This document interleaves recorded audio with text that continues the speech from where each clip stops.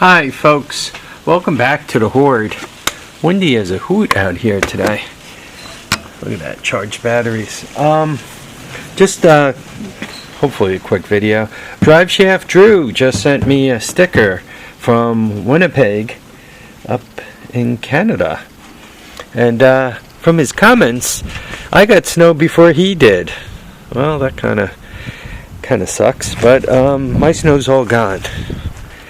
I think when the folks up there in Winnipeg, or was it Manitoba? Gotta double check this. You know, old Harvey senile. No, Winnipeg. Anyway, I think when the folks up there in Winnipeg get snow, though, they have it until spring. I don't think they're fooling around. They don't trifle about with snow. When they get it for real. Anyway, so Drew, obviously, Drive Shaft Drew sent me a sticker, and I didn't realize he is, that's Starpuss father? So, or he says that's what he is on his channel. So, I mean, that's cool, father and son YouTubers. And if you go take a look at Drew's channel, he's got a few barbecue videos, rebuilding a Honda CR125. He's got an old Chevy camper. It looks like somebody made him move just recently. He's got a Sears Suburban with a loader. It looks like they smashed the diesel into a Sears Suburban. They basically took one of these things and put a diesel in it.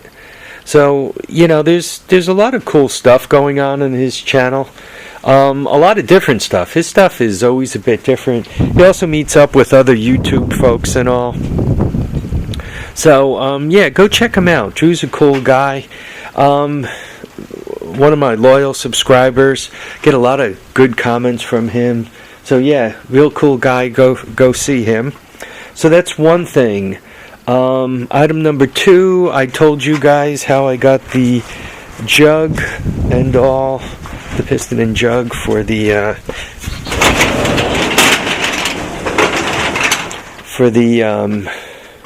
XR80, these guys.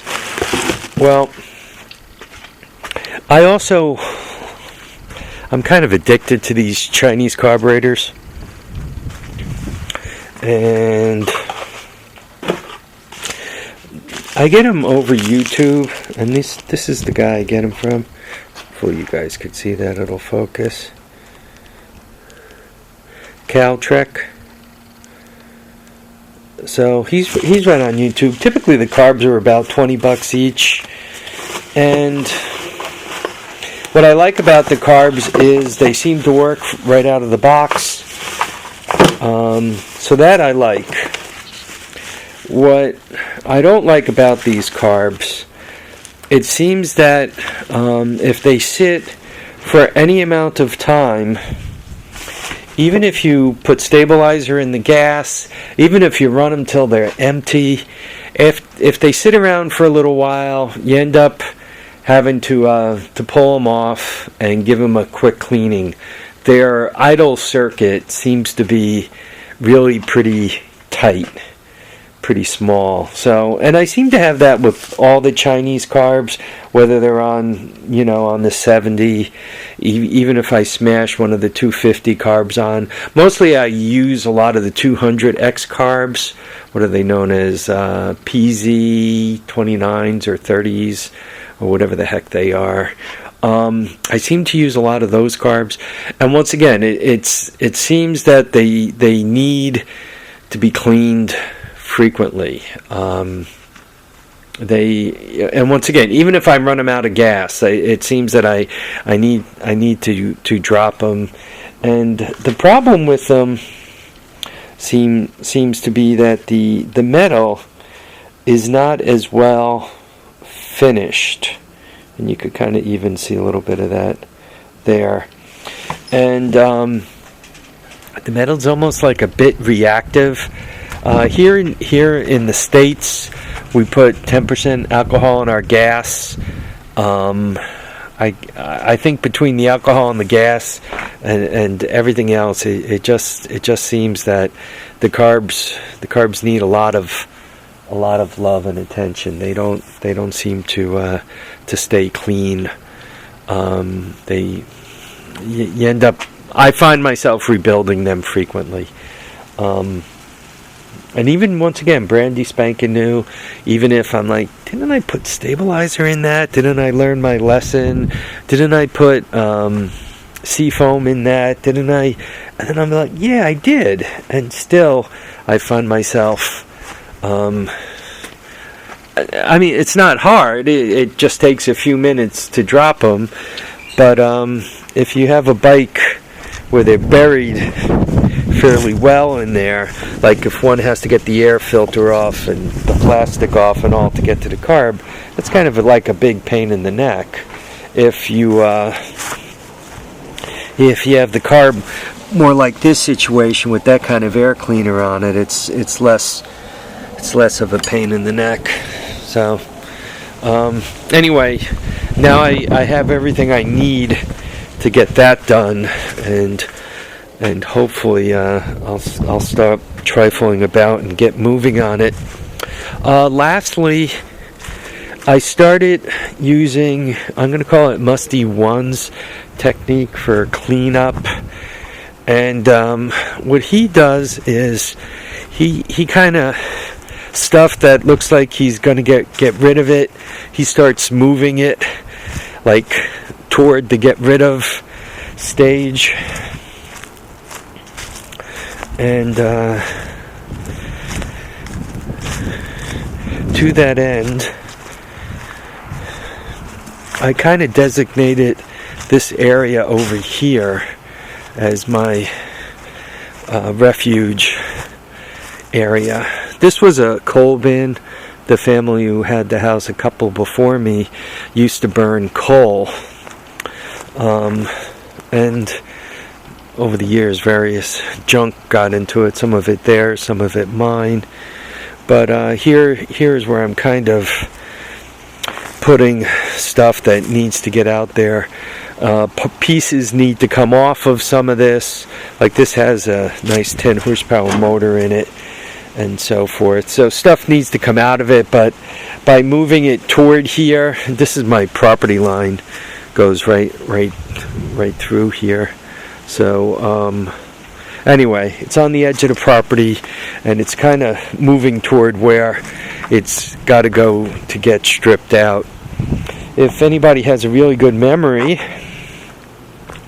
they'll remember there were a couple of 200Xs here. And even with that stuff, I've tried to move some of that to more of the reject pile. There was a 200X just like this one, sitting right there, just like that one is. And I brought it up to Dizzy, so he's got it. But one of you guys was asking for the triple tree. This is a 250 SX, and hopefully you're in the United States, because this stuff costs a bloody fortune to mail to Canada. Probably what I'm going to do is I'm just going to cut it across here. Then you could deal with taking it apart. I'm willing to send it to you. It's just, once again, I hope it doesn't have to go to Canada, because it could cost me like $50 American to ship it up to Canada.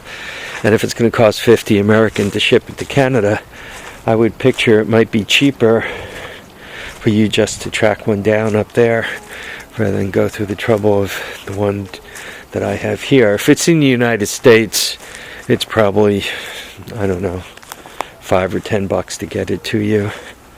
That would not be that big a deal. Okay, the next thing I got to do is I got to make decisions on some compressor. This compressor Stoney gave to me, and he said it made air, but it had leak problems. And just walking around, I'm noticing I'm tripping over compressors everywhere. There's one up there. There's one down there. So there's 3. And down in the basement, I think there's like another half a dozen compressors. So I got to go through my compressor hoard and figure out what I have and why I have it, and what am I going to do with it. Is it a keeper compressor, so to speak, for some reason, or is it a compressor that should move on? I'm noticing more and more that I'm liking compressors that put out 125 or more PSI, and I'm liking compressors that only put out 100 PSI less. That one might even be good for 150. So it's just the extra air fills the tires quicker, makes the air tools run better, does all kinds of great things. The small ones, especially the ones with the small tanks, if they're only good for 100 PSI, it's like you fill up a half a tire and the compressor runs for a half hour, then you fill up the second half a tire. Homie doesn't have the patience for that anymore. Yeah, just a couple of other things. I moved around. Just been a busy bee. I got the sheet metal on that trailer. It was floating around over there. I moved those 2 bikes over. They're supposed to go into that tunnel. I moved the golf cart over, got it off the driveway. I got to move this other sheet metal onto that trailer. I put the propane hoard over here. You guys saw me take care of that. One bottle fell off. It didn't blow up, which was a good thing. So I'm just trying to get myself situated for winter. Yeah, I guess that's it for now. Well, folks, I want to thank you all for watching and commenting and subscribing. Remember to keep your feet down. Remember to keep your head up and get out there and enjoy all your days. And I got snow. Maybe some of you did not get snow yet, but trust me, it's coming. And for me, basically, snow doesn't stick around until around Christmas time or after Christmas, and then it'll be around until spring. But for some of you other guys, you're going to get snow and you're going to get screwed. Sim put a comment that I better get some tarps, and he's right. I want that guy to live here so I can walk out the door, hop on it and go. Probably along here will be the tractors. I'll get them covered up and get the tarps kind of rain down on them. I can't cover that thing now, or I don't get heat. Alright folks, once again, thanks for watching and commenting and subscribing. Remember, feet down, head up, and please enjoy all your days. Bye now, folks.